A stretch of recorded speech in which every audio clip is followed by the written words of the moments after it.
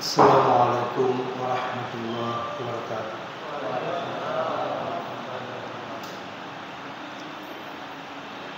Alhamdulillahilladzi khalaqal insana min 'alaq. Iqra' wa rabbukal akram.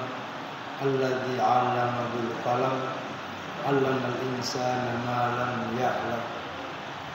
Assalatu wassalamu ala asyrafil anbiya'i wal mursalin wa ala alihi wa ashabihi wa man tabi'ahum bi ihsan ila yaumiddin. Amma ba'du. Alhamdulillah, puji syukur kita panjatkan kepada Allah Subhanahu wa taala atas segala limpahan rahmat dan karunia-Nya kepada kita semua. Salawat dan taslim kita sampaikan kepada Nabiullah Muhammad sallallahu alaihi wasallam, Nabi yang kita jadikan ikutan terkhusus beribadah, beramal, berpuasa di bulan Ramadan ini. Kaum muslimin dan muslimat yang semoga dirahmati Allah Subhanahu wa taala.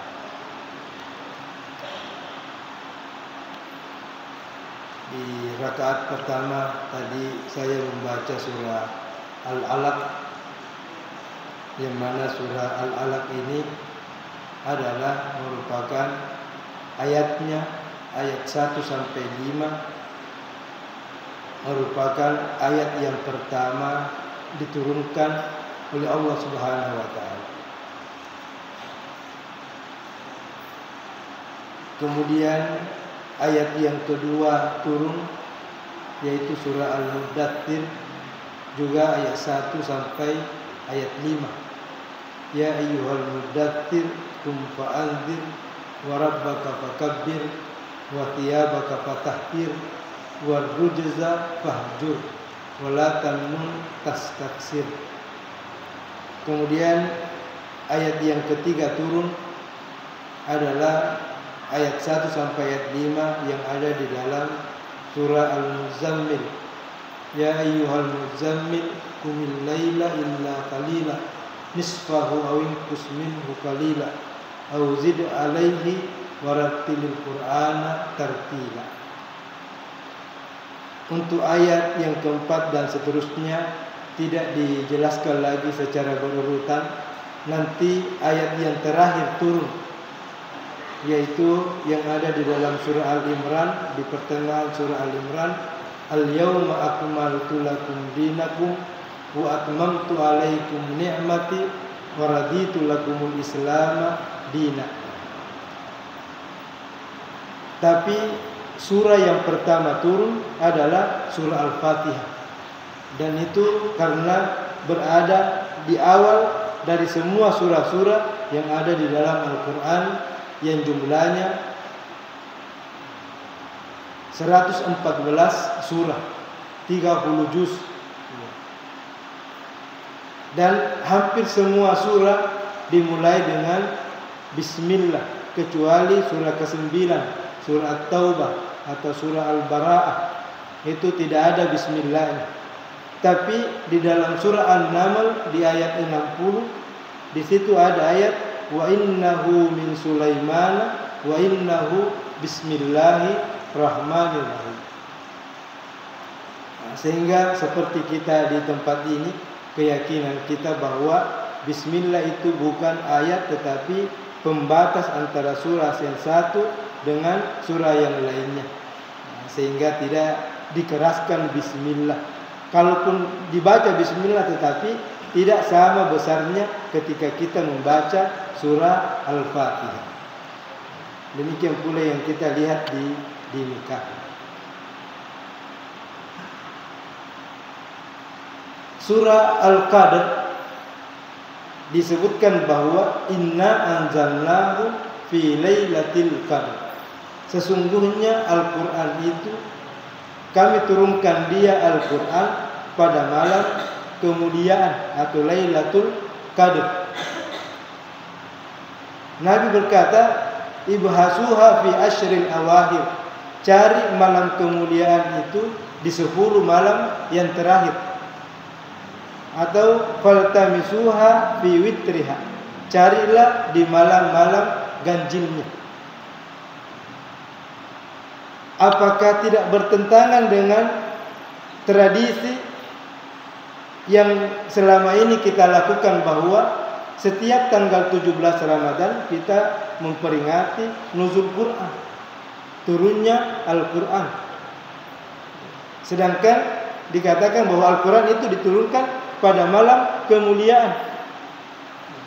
Di dalam surah Al-Anfal Allah Subhanahu wa taala berfirman, "Wa ma anzalna 'ala 'abdina yaumal furqan yaumal taqal jam'an." Pada hari Allah Subhanahu wa taala menurunkan kepada hambanya Al-Quran, yaitu yaumal taqal jam'an, pada hari bertemunya dua pasukan, pasukan kaum muslimin dari Madinah dan pasukan musyrikin dari Mekah.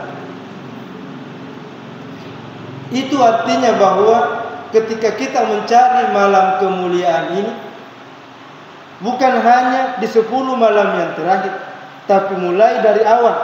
Mulai dari awal kalau kita mau bersungguh-sungguh mencari malam kemuliaan ini. Kalau di Arab Saudi itu mereka meyakini bahwa turunnya malam kemuliaan itu malam tanggal 27 dengan malam tanggal 29. Sehingga kita bisa menyaksikan bahwa di malam itu di Arab Saudi itu, biar di lorong-lorong yang ke WC penuh juga orang menempati salat berjamaah. Bahkan kalau datang ke masjid, nanti mau maghrib baru mau ke masjid, nah, jangankan di pelataran, ya, jangankan masuk ke dalam, di pelataran saya sudah tidak muat, sudah penuh. Begitu orang bersungguh-sungguh mencari malam kemuliaan itu.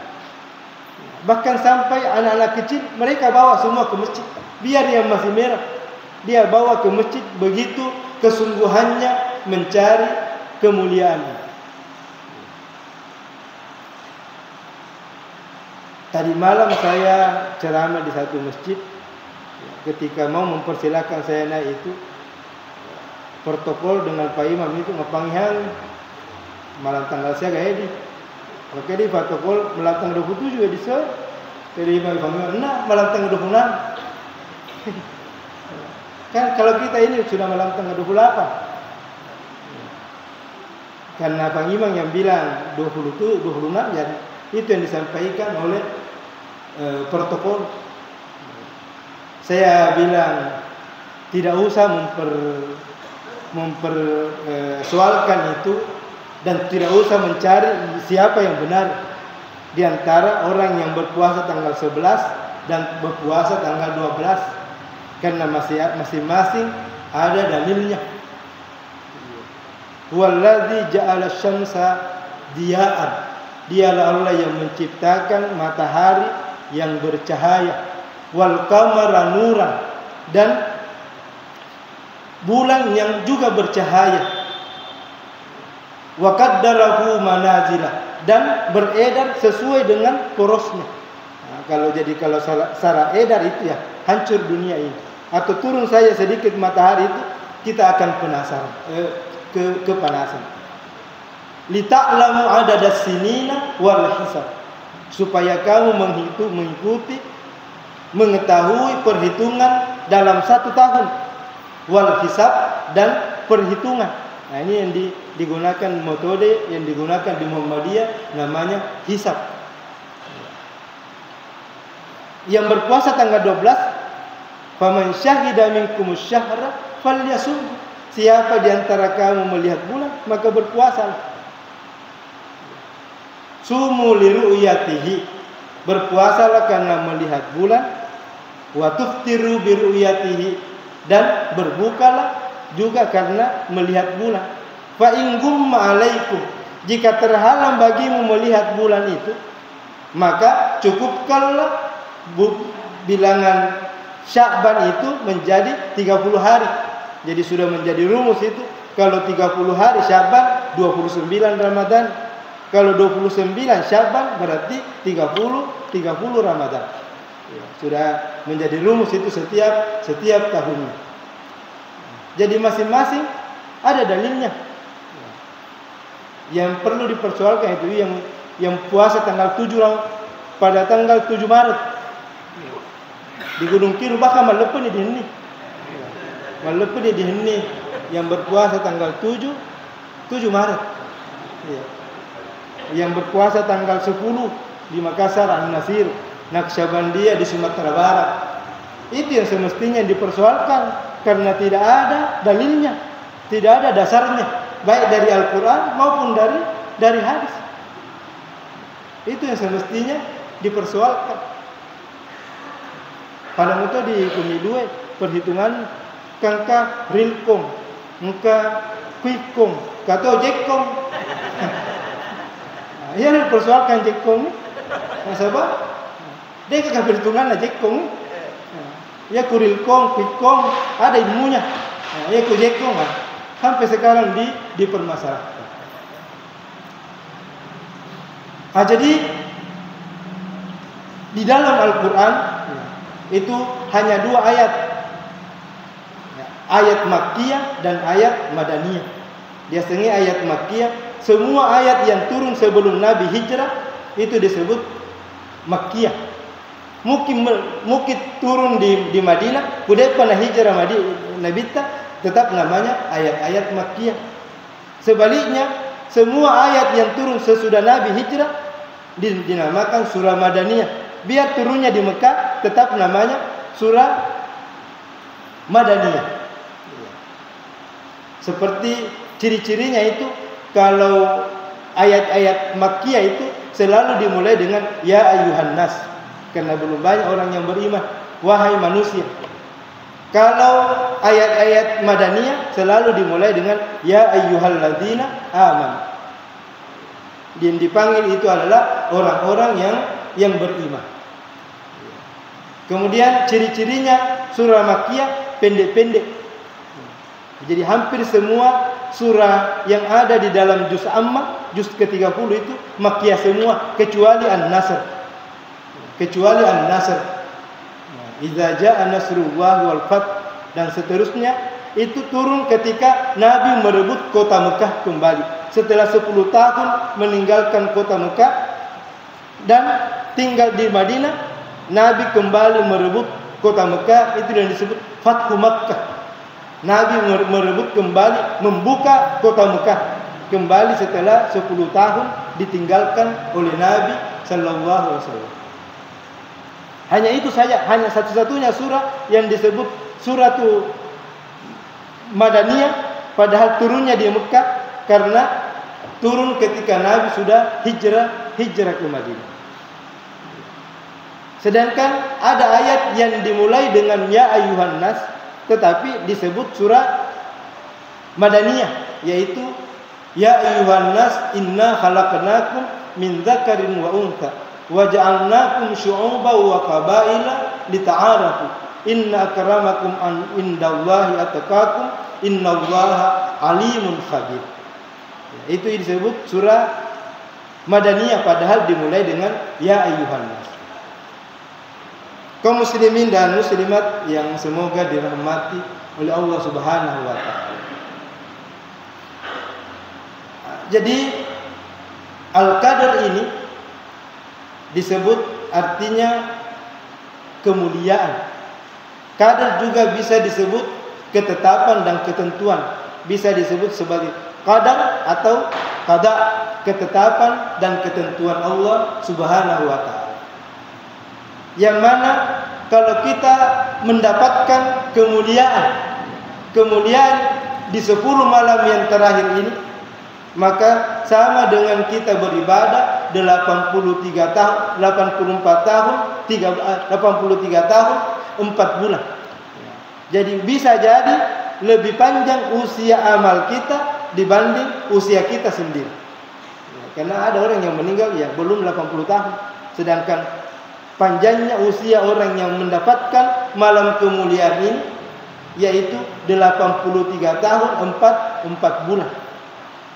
Nabi saja meninggal hanya 63 tahun. Hanya berumur 63 tahun. Jadi orang yang mendapatkan malam kemuliaan ini bisa jadi lebih panjang usia amalnya dibanding usianya sendiri. Kalau baru satu kali itu. Kalau setiap tahunnya kita mendapatkan, maka 83 tahun 4 bulan dikali sekian.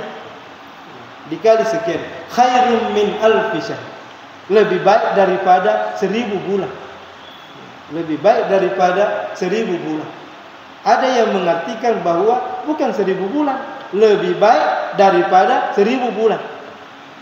Dalam ilmu matematika disebut angka ini disebut ketika itu angka 1000 itu disebut angka bilangan tidak terhingga. Itulah angka yang paling tinggi yang bisa disebutkan ketika itu. Nah, sehingga itu yang paling tinggi disebut lebih baik daripada 1000 bulan. Dalam itu ini nak biasa. Kudet dulu pauner mengerti dah. Betulnya sudah susah untuk elo difawar loh. Yang kita tidak tahu berapa jumlahnya. Konteks ayat ini Allah Subhanahu wa taala bertanya kepada kita. Wa ma adraka ma Lailatul Qadar. Tahukah kamu apakah itu malam kemuliaan?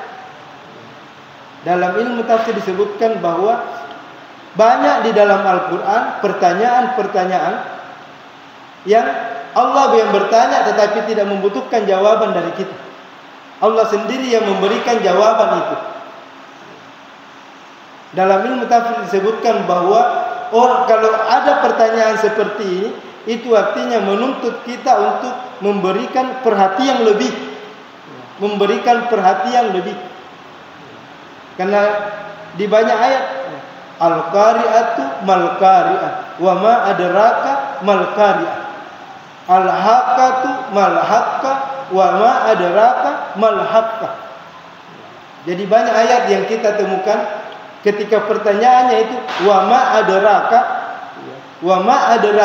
tahukah kamu apakah itu malam kemuliaan? Tahukah kamu apakah itu hari kiamat? Maka yang dituntut itu adalah memberikan perhatian yang lebih kepada apa yang disampaikan oleh Allah Subhanahu wa taala pada ayat berikutnya. Lailatul Qadri khairum min alfi syahr.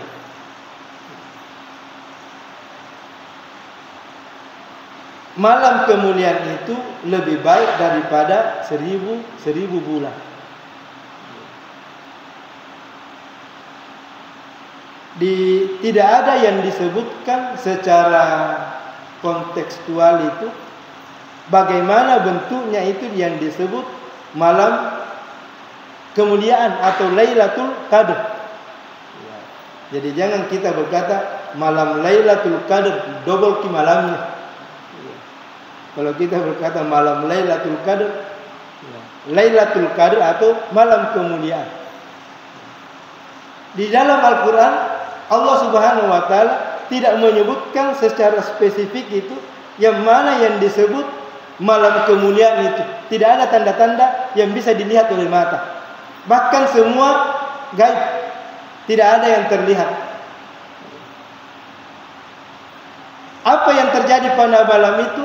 Tanazzalul malaikatu warruhu fiha. Semua malaikat turun ke bumi ini. Dalam satu riwayat disebutkan bahwa ada salah satu tempat yaitu arasnya Allah itu setiap harinya itu 40.000 malaikat datang ke situ bersujud kepada Allah Subhanahu wa taala. Setiap harinya 40.000 malaikat datang ke tempat itu dan tidak pernah ada malaikat yang 2 kali datang ke tempat itu. Sehingga di malam kemuliaan itu semua malaikat yang di langit turun semua ke bumi. Memenuhi dunia ini. Warruhu fiha, termasuk malaikat Jibril, padahal malaikat Jibril itu nanti turun ke bumi kalau dia membawa wahyu.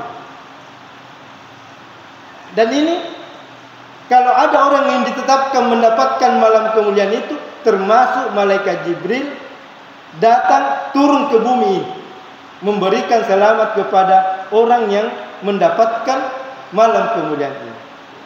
Pertanyaannya, bagaimana kita mengetahui, bagaimana kita merasakan bahwa semua malaikat turun di 10 malam yang terakhir ini?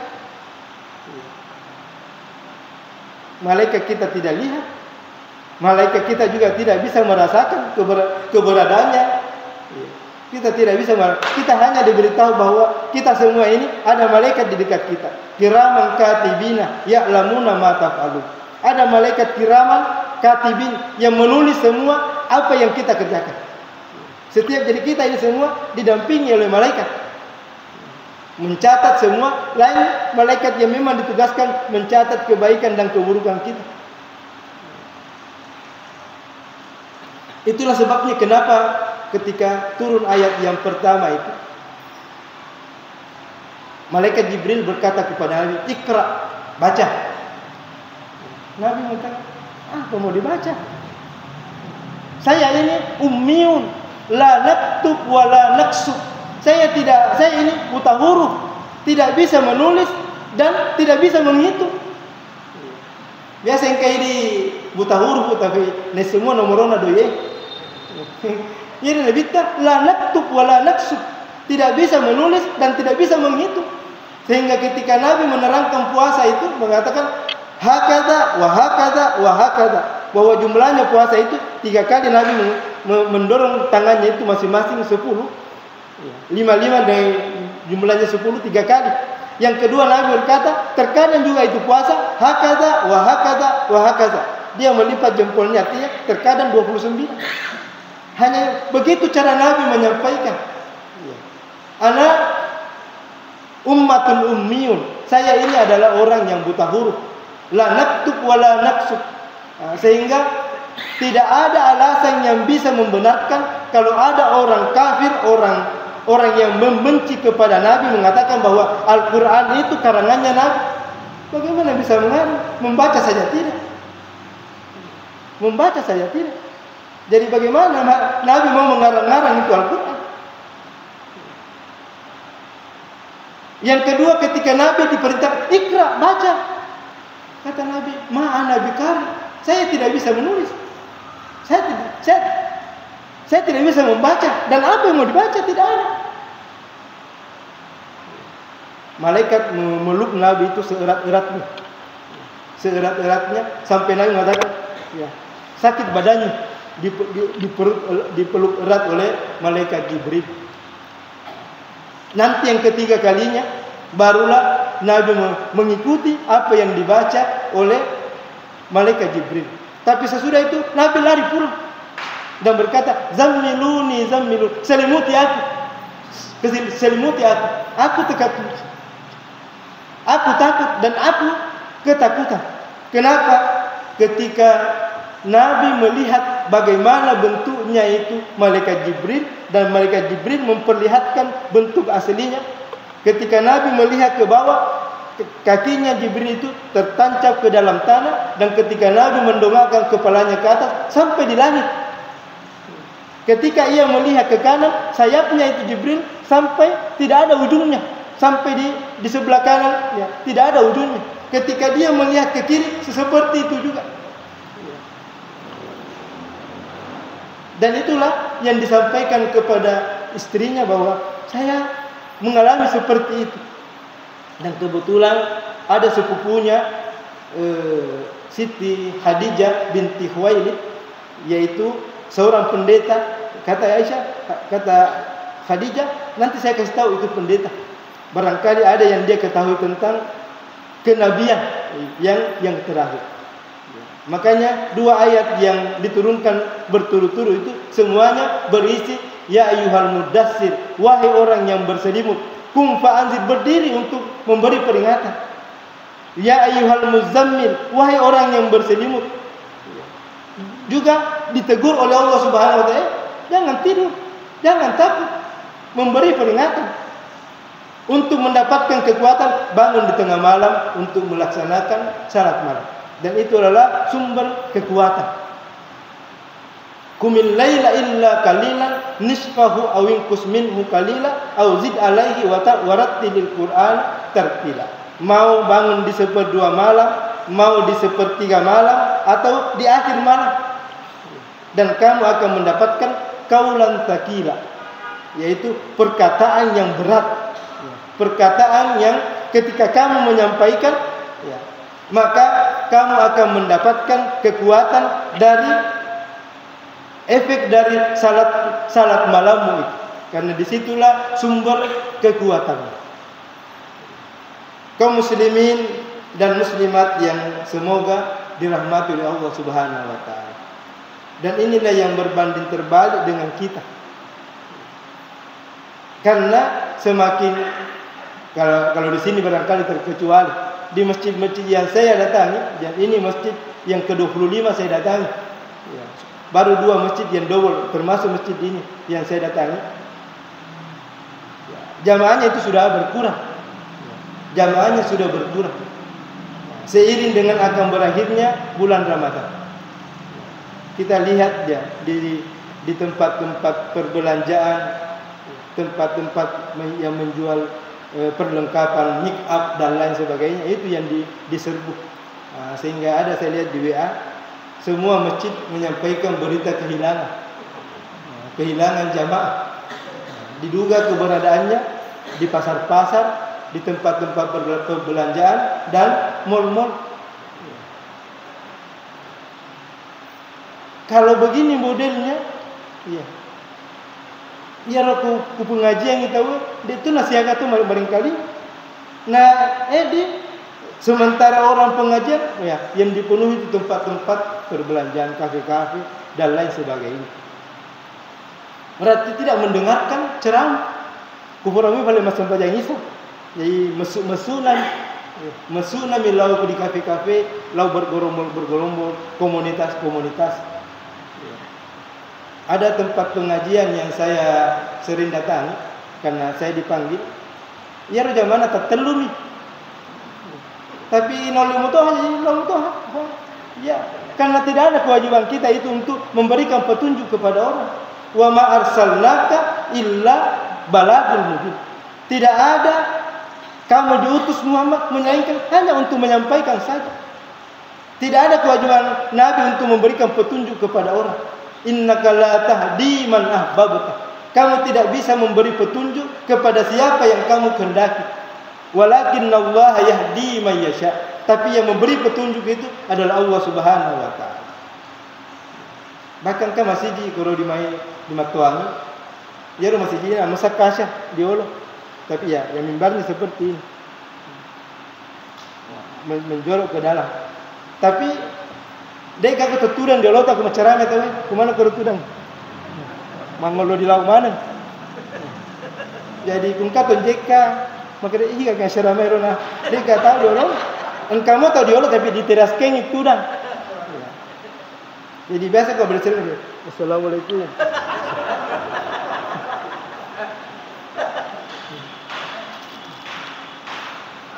Baru awal-awal itu, maka kalau seperti ini di akhir-akhir bulan Ramadan, itu karena tidak mengetahui, tidak memuliakan bulan Ramadan ini, yang sebentar lagi akan berakhir.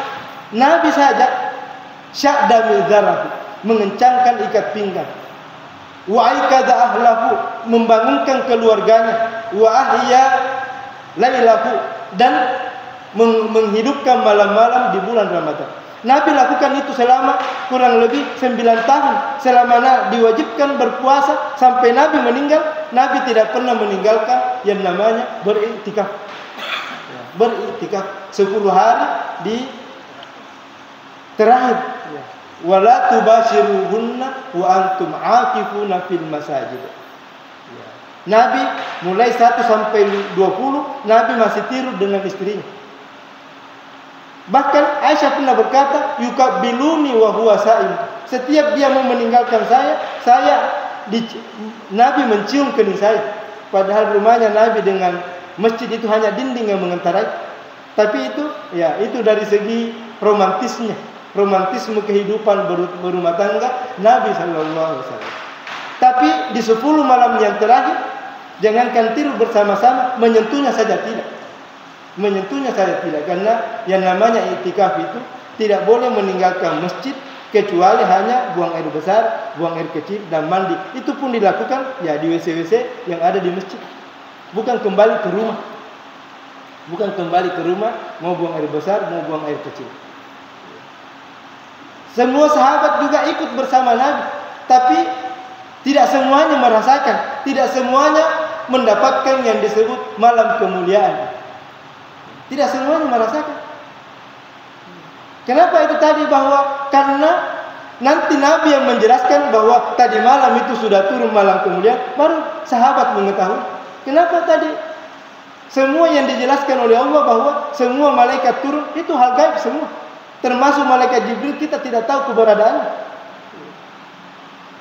Min kulli amr. Untuk biidni rabbihim min kulli amr, untuk mengurus semua urusan bagi orang yang mendapatkan malam kemuliaan itu atas izin Allah Subhanahu wa taala. Jadi turunnya juga Nabi malaikat Jibril atas izin Allah Subhanahu wa taala turun ke bumi. Salamun hiya hatta matla'il fajr. Keselamatan dan kesejahteraan bagi orang yang mendapatkan malam kemuliaan itu. Nabi mengatakan, fa in da'ufa, jika kamu lemah, kamu tidak au ajuza, atau dalam kamu ketidakmampuanmu, fala yaghlibanna ma baqiya, jangan tinggalkan yang tersisa. Ya. Karena saya ini pegawai negeri, jadi ya tidak bisa kita iktikaf seperti Nabi, karena harus tinggal di masjid 10 hari. 10 hari, jadi bagaimana kita bisa sedangkan kita sekarang ini kalau mau minta izin, bukan minta izin, cuti. Pokoknya 1 hari, 2 hari, 3 hari cuti namanya. Dan itu ada batasannya, hanya 12 hari dalam 1 tahun. Siapa tahu ada keperluan mendadak, nah sudah habis cuti, ya tidak bisa ditinggalkan. Dan ya itu juga resikonya, karena pegawai itu harus diatur. Kalau tidak mau diatur, jangan jadi pegawai. Kalau tidak mau diatur, ya, karena memang begitu resikonya. Siapa suruh jadi pegawai? Ya, jadi marilah kita gunakan kesempatan yang baik ini, yang sisa 3 hari ke depan ini. Ya, setiap kita selesai salat atau setiap selesai 2 rakaat ketika kita salat malam, disunnahkan kita membaca Allahumma innaka afuwun tuhibbul afwa fa'fu anna. Ya, itu yang kita ulang baca-baca. Besok kalau subuh, ya, sesudah kita salat subuh, disunnahkan kita membaca Subhanallahil Malikul Quddus atau Subuhun Quddus. Itu yang kita baca. Atau banyak membaca La ilaha illa anta subhanaka inni kuntu minadz zalimin. Yaitu kuai biar tidak basah, yang penting ada percikannya. Ketika turun malam kemuliaan itu, kita juga hadir, kita juga melakukan, kita juga berusaha. Meskipun barangkali karena tidak semua orang yang mengharapkannya didatangi oleh malam kemuliaan itu. Semoga bermanfaat. Hadanallahu wa iyyakum ajmain. Nasrun minallahi wa fathun qarib wa basyiril mu'minin. Wassalamualaikum warahmatullahi wabarakatuh.